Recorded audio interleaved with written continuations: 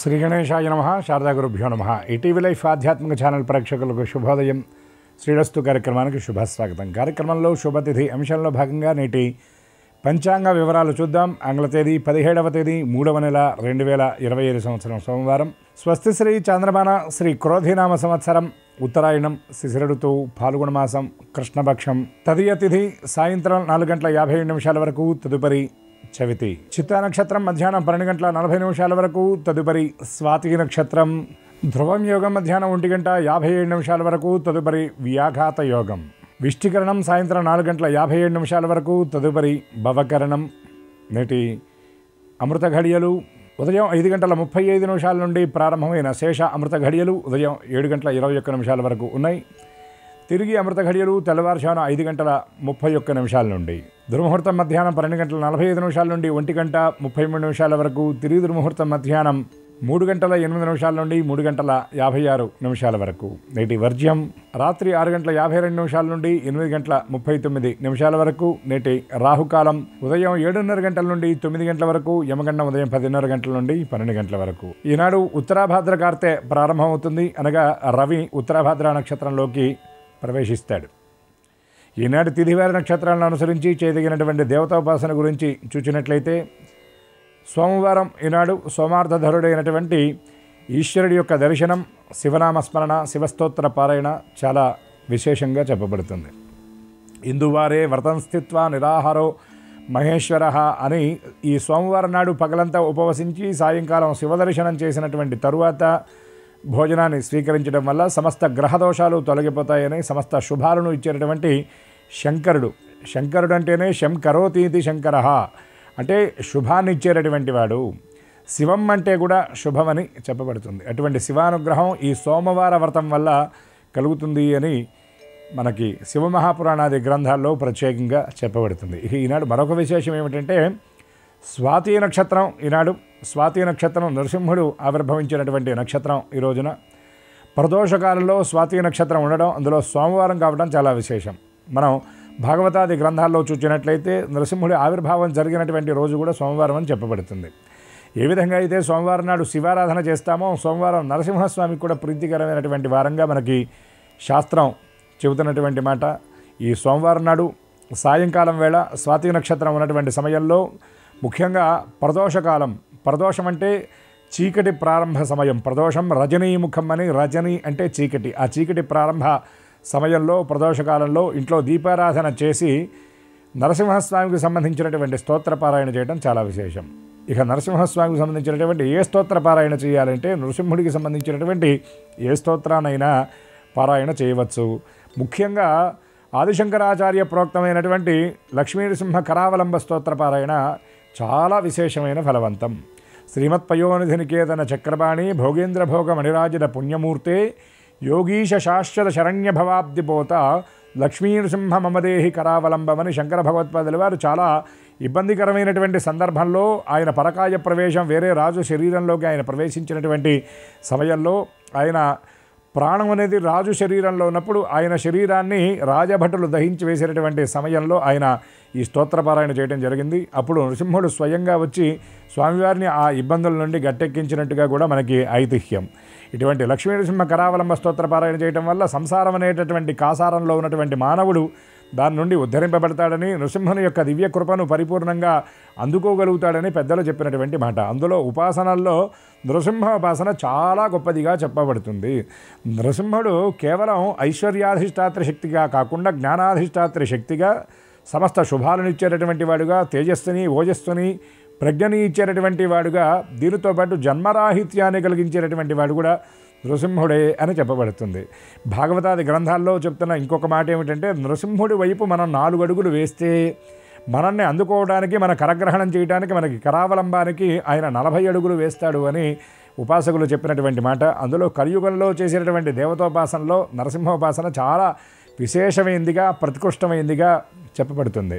ఎందుకంటే ఉగ్రం వీరం మహావిష్ణుం జ్వలంతం సర్వతోముఖం నృసింహం భీషణం భద్రం మృత్యుమృత్యోర్నమామ్యహం అని అపమృత్యుగండ దోషాలను కూడా ఆయన మృత్యుంజయుడిలాగే పోగొడతాట.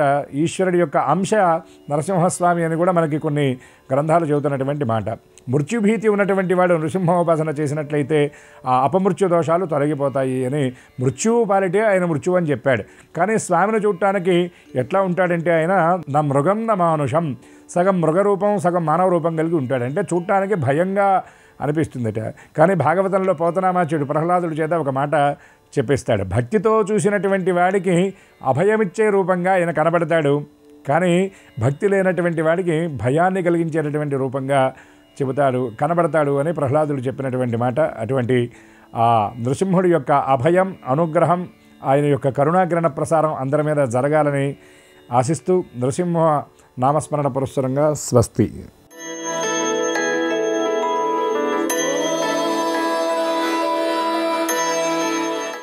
ఈటీవీ లైఫ్ ఆధ్యాత్మిక ఛానల్ ప్రేక్షకులందరికీ నమస్కారం. శ్రీరస్తు కార్యక్రమంలో గ్రహయోగం అంశానికి స్వాగతం. ఈనాటి గ్రహయోగం అంశంలో మేషాది ద్వాదశ రాశుల వారికి కలిగే శుభ అశుభ ఫలితాన్ని, అవసరమైన సందర్భాల్లో ప్రత్యామ్నాయ మార్గాల్ని తెలుసుకుంటారు.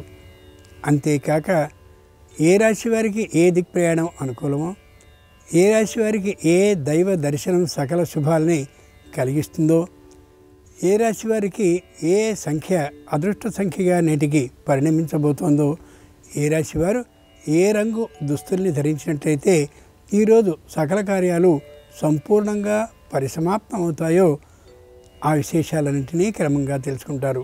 ముందుగా నేటి పంచాంగం.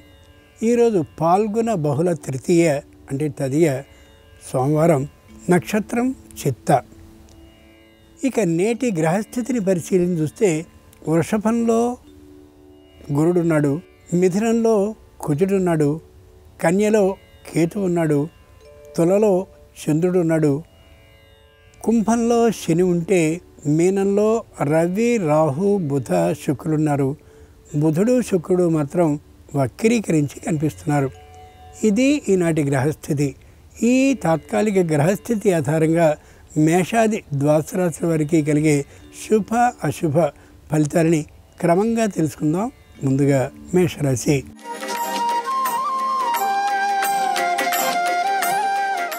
ఈరోజు మేషరాశి వారి ఫలితాలని పరిశీలించి చూస్తే తాత్కాలికమైనటువంటి అనారోగ్యం కొద్దిగా పెరిగే అవకాశం ఉంది కాబట్టి వెంటనే మధ్యమ వైద్య పరీక్షలు చేయించుకోవడం అవసరం.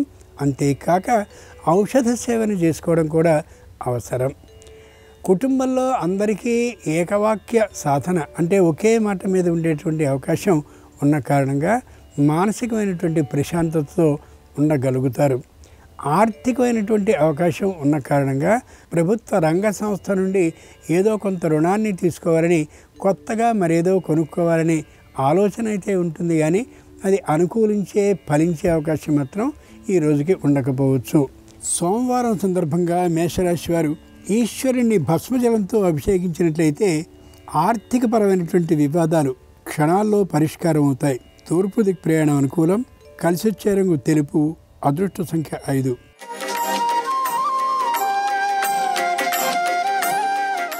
ఈరోజు వృషభ రాశి వారి ఫలితాలని పరిశీలించి చూస్తే ఏ విధమైనటువంటి అనారోగ్య భావము లేకుండా ఉంటారు. పై అధికారులతో విరోధ భావం కలగకుండా ఉండేలా చాలా జాగ్రత్తగా వ్యవహరిస్తారు. అవసరమైన సందర్భాల్లో తగినంతటి లౌక్యాన్ని పాటించుకోగలుగుతారు. క్రింది ఉద్యోగులందరినీ కూడా సోదరులతో సమానంగా చూస్తారు. ఇబ్బంది లేకుండా చేసుకోగలుగుతారు కూడా. వృత్తిపరమైనటువంటి ఆదాయం అనుకూలంగా ఉంటుంది. వ్యాపారపరమైనటువంటి ఆదాయం కాస్త ఒడి దుడుకులతో ఉండే అవకాశం గోచరిస్తుంది. తాత్కాలికమైనటువంటి నిరుత్సాహభావం ఉన్నప్పటికీ కూడా దానికి తట్టుకోగలిగినటువంటి స్థితితో మాత్రమే ఉంటారు. సోమవారం సందర్భంగా వృషభ రాశి వారు కాశీ విశ్వేశ్వర స్వామి వారిని కుంకుమతో అర్చించినట్లయితే భార్యాభర్తల మధ్య సయోధ్యభావం మరింత పెరిగే అవకాశం ఉంది. ఈశాన్య దిక్ ప్రయాణం అనుకూలం. కలిసొచ్చే రంగు ఎరుపు. అదృష్ట సంఖ్య 3.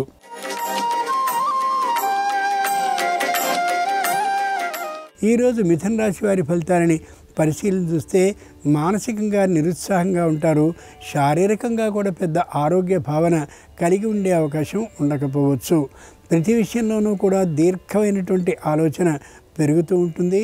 కుటుంబంలో భార్య భర్తలకు అనుబంధం కొద్దిగా తగ్గే అవకాశం గోచరిస్తోంది. కాబట్టి ఈ సందర్భంలో బంధువులు మిత్రులైనటువంటి వారు సమాశ్వాసనం అంటే ఇద్దరికీ చెప్పవలసిన మాటల్ని చెప్పి ఓదార్చడం చాలా అవసరం. ఆర్థికమైనటువంటి లాభం పెద్దగా ఉండే అవకాశం లేదు. వచ్చేటటువంటి ఆదాయం ఎప్పటికీ అప్పటికి అన్నట్టుగా ఉండే అవకాశం గోచరిస్తోంది. సోమవారం సందర్భంగా మిథున రాశి వారు ద్రాక్షారామ భీమేశ్వర స్వామి వారిని పసుపు జలంతో అభిషేకించినట్లయితే ఆకస్మిక శుభవార్తని వినే అవకాశం ఉండొచ్చు. ఆగ్నేయ దిక్ ప్రయాణం అనుకూలం. కలిసి వచ్చే రంగు పసుపచ్చన. అదృష్ట సంఖ్య 1.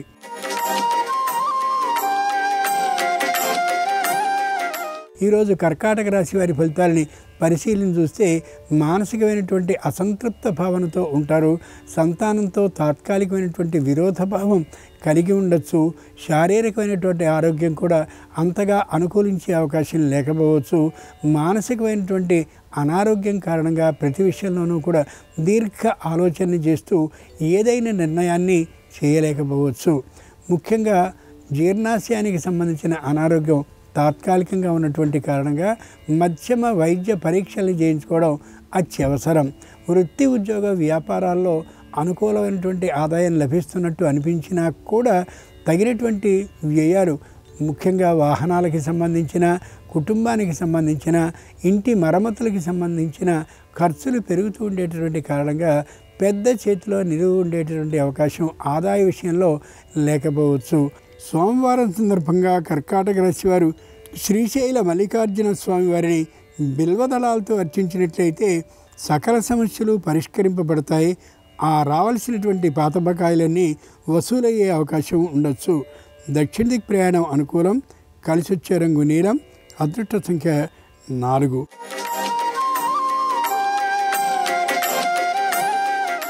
ఈరోజు సింహరాశి వారి ఫలితాలని పరిశీలన చూస్తే పైకి మంచి గంభీరంగానే కనిపిస్తారు. కానీ లోపల మాత్రం మానసికమైన అసంతృప్తితో ఉండే అవకాశం గోచరిస్తోంది. సంతానం వీరిని వ్యతిరేకించేటువంటి కారణంగా విపరీతమైన మానసిక అనుతాపాన్ని పొందే అవకాశం గోచరిస్తోంది. వీరే కానీ ఏదైనా పశు సంబంధమైనటువంటి వృత్తి వ్యాపారము చేస్తూ ఉన్నట్లయితే ఆర్థికమైన నష్టం కలిగేటువంటి అవకాశం గోచరిస్తోంది. జాగ్రత్తగా వాటి ఆరోగ్యాన్ని పరిశీలించుకుంటూ ఉండడం ఎప్పటికప్పుడు అవసరం. ఇంటికి సంబంధించిన, వాహనానికి సంబంధించిన మరమ్మతులు మరింతగా అయ్యే అవకాశం ఉన్నటువంటి కారణంగా ఆచితూచి మాత్రమే ప్రయాణాలను చేస్తూ ఉండడం అవసరం. చాలా జాగ్రత్తగా ఎప్పటికప్పుడు పరిస్థితిని గమనించుకుంటూ ఉండడం శ్రేయస్కరం. సోమవారం సందర్భంగా సింహరాశి వారు శ్రీకాళహస్తీశ్వరుణ్ణి శుద్ధ జలాలతో అభిషేకించినట్లయితే నూతన గృహ లాభానికి అవకాశం ఉండొచ్చు. నివృత్తి దిక్ ప్రయాణం అనుకూలం. కలిసి వచ్చే రంగు నలుపు. అదృష్ట సంఖ్య 6.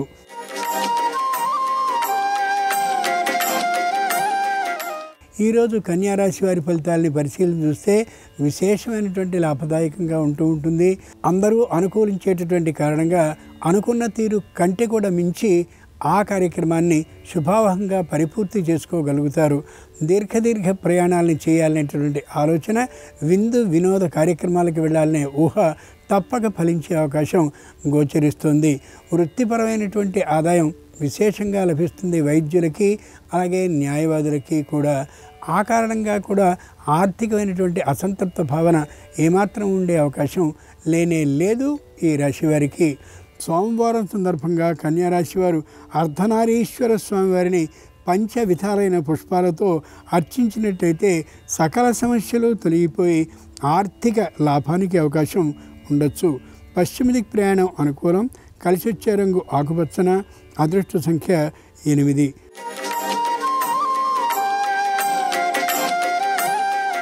తదుపరి తులారాశి. ఈరోజు తులారాశి వారి ఫలితాలని పరిశీలించి చూస్తే ఆర్థికమైనటువంటి వ్యవహారాలు అస్తవ్యస్తంగా గోచరించే అవకాశం ఉంది. అనుకున్నటువంటి ఆదాయం అనుకున్న దానికంటే తక్కువగా వచ్చేటటువంటి కారణంగా తాత్కాలికమైనటువంటి మానసిక తాపానికి గురయ్యే అవకాశం గోచరిస్తుంది. తల్లిదండ్రుల్లో ఒకరికి తాత్కాలిక అనారోగ్య భావన కలిగినటువంటి కారణంగా మానసికంగా దిగులుగా ఉండే అవకాశం గోచరిస్తోంది. ప్రాణభయం ఏమాత్రమూ లేదు, కానీ తాత్కాలిక ఆందోళనకి మాత్రం అవకాశం ఉండొచ్చు. చేస్తున్నటువంటి ఉద్యోగం ద్వారా వచ్చే ఆదాయం అసంతృప్తికరంగా ఉందనే భావంతో మరో చోట ఉద్యోగం కోసమని ప్రయత్నాన్ని ప్రారంభించే అవకాశం ఈ రోజున ఉండొచ్చు. సోమవారం సందర్భంగా తులారాశి వారు రామలింగేశ్వర స్వామివారిని చెరకు రసంతో అభిషేకించినట్టయితే సంపూర్ణ అనారోగ్యం తొలగిపోయే అవకాశం ఉంటుంది. ఆర్థిక లాభానికి కూడా అవకాశం ఉండొచ్చు. వాయువ్య దిక్ ప్రయాణం అనుకూలం. కలిసి వచ్చే రంగు ఎరుపు. అదృష్ట సంఖ్య 7.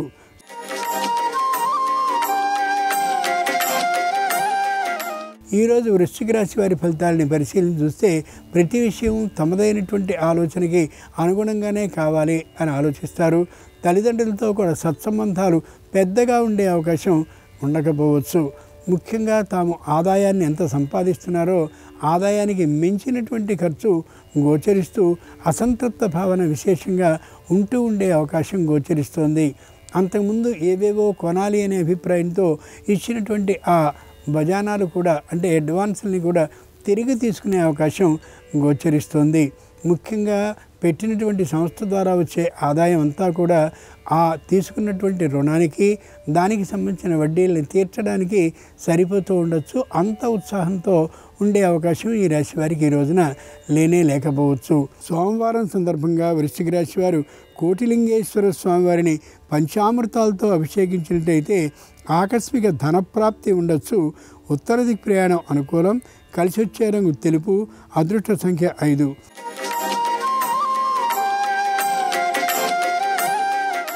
ఈరోజు ధనురాశి వారి ఫలితాలని పరిశీలించి చూస్తే ఉన్నట్లుగా మాట్లాడేస్తారు. తాత్కాలికమైనటువంటి విరోధాన్ని బంధుమిత్రులతో, ఆప్తులతో, శ్రేయోభిలాషులతో, విశేషించి పై అధికారులతో కూడా ఆ విరోధ భావాన్ని కలిగి ఉండడం అంత శ్రేయస్కరం కాదు. అంత ఖచ్చితంగా విరోధ భావాన్ని కలిగి ఉంటారు.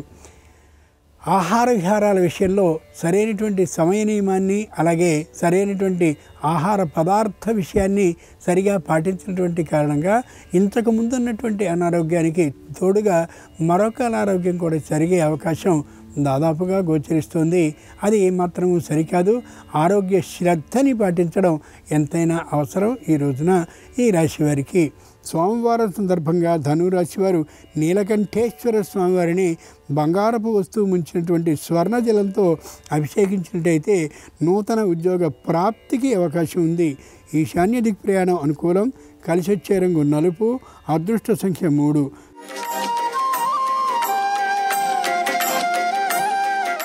ఈరోజు మకర రాశి వారి ఫలితాలని పరిశీలించి చూస్తే ఎవరి మాట వినేటటువంటి ధోరణి దాదాపుగా ఉండకపోవచ్చు. తమ ఆలోచనకి అనుగుణంగా వ్యాపారాన్ని చేస్తుంటే కలిసి వస్తున్నటువంటి కారణంగా తమ మాటే గొప్పదనేటువంటి గట్టి నిర్ణయంలో ఉండొచ్చు. కానీ ఇతరుల సలహాలని అంటే ముఖ్యంగా కుటుంబ సభ్యుల సలహాలని తీసుకోవడం అవసరమనే మాటని దాదాపుగా మర్చిపోకూడదు. గుర్తుంచుకోవడం ఎంతైనా అవసరం. సాహసాలకి, ఆర్భాటాలకి, అట్టహాసాలకి పోయి ఖర్చుని ఎక్కువగా పెట్టే అవకాశం గోచరిస్తుంది. అదుపు చేసుకోవడం ఎంతైనా అవసరం. రాబోయే కాలంలో తొందరలోనే శుభకార్యాన్ని ఒకదాన్ని నిర్వహించవలసిన అవసరం ఉన్నటువంటి కారణంగా ఆర్థికమైనటువంటి పొదుపుని పాటించడం శ్రేయస్కరం. చాలా మంచిదైనటువంటి పని కూడా. సోమవారం సందర్భంగా మకర రాశి వారు శివునికి వెండి వస్తువుల్ని ముంచినటువంటి రజత జలంతో అభిషేకించినట్లయితే నూతన ఉద్యోగంలో భద్రత సిద్ధించే అవకాశం ఉండొచ్చు. పశ్చిమ దిక్ ప్రయాణం అనుకూలం. కలిసి వచ్చే రంగు నీలం. అదృష్ట సంఖ్య 1.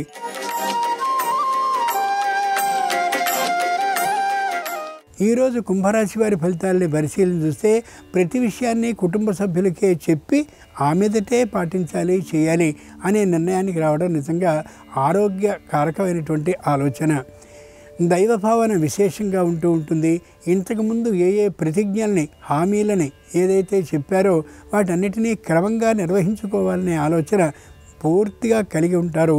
మాట తప్పేతనం ఏమాత్రము వీరిలో ఉండకపోవచ్చు. ఆరోగ్యపరమైనటువంటి విధానాలన్నీ కూడా అనుకూలంగానే ఉన్నప్పటికీ కూడా కొద్దిగా తాత్కాలిక అనారోగ్యం కలిగే అవకాశం గోచరిస్తోంది. కాబట్టి తగినటువంటి వ్యాయామాన్ని చేయడం ఎంతైనా అవసరం ఈ రాశివారు ఈ రోజున. సోమవారం సందర్భంగా కుంభరాశి వారు ఉమామహేశ్వర స్వామి వారికి రాగి వస్తువుల్ని ముంచినటువంటి తామ్ర జలంతో అభిషేకించినట్లయితే తప్పక భూ లాభానికి అవకాశం ఉండొచ్చు. ఉత్తర దిక్ ప్రయాణం అనుకూలం. కలిసి వచ్చే రంగు ఎరుపు. అదృష్ట సంఖ్య 2.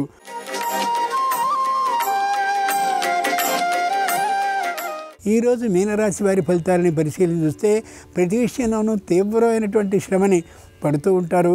దానికి తగినటువంటి ఫలితాన్ని కూడా పొందుతూ ఉంటారు. ఏ విధమైన అహంకార భావము లేకుండా ఉంటారు.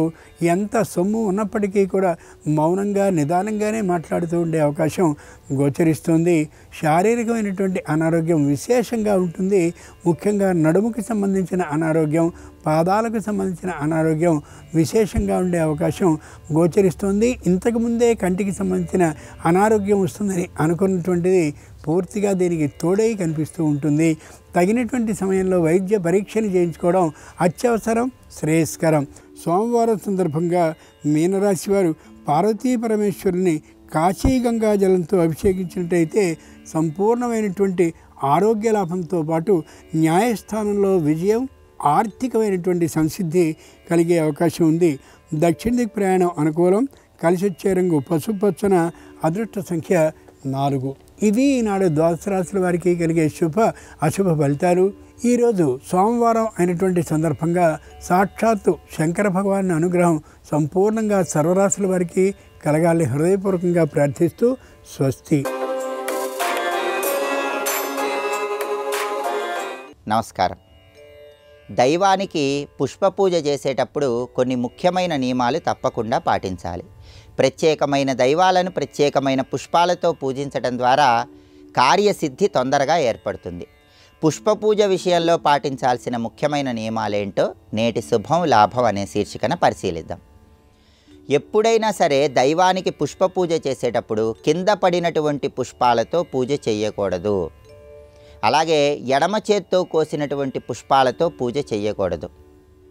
స్నానం చేయకుండా పుష్పాలు కోసి ఆ పుష్పాలతో భగవంతుడికి పూజ చేస్తే భగవద్ అనుగ్రహం తక్కువగా ఉంటుంది. కాబట్టి ఎప్పుడైనా సరే స్నానం చేసిన తర్వాత మాత్రమే పుష్పాలు చెట్టు నుంచి కోసి ఆ పుష్పాలతో పూజ చేసుకోవాలి.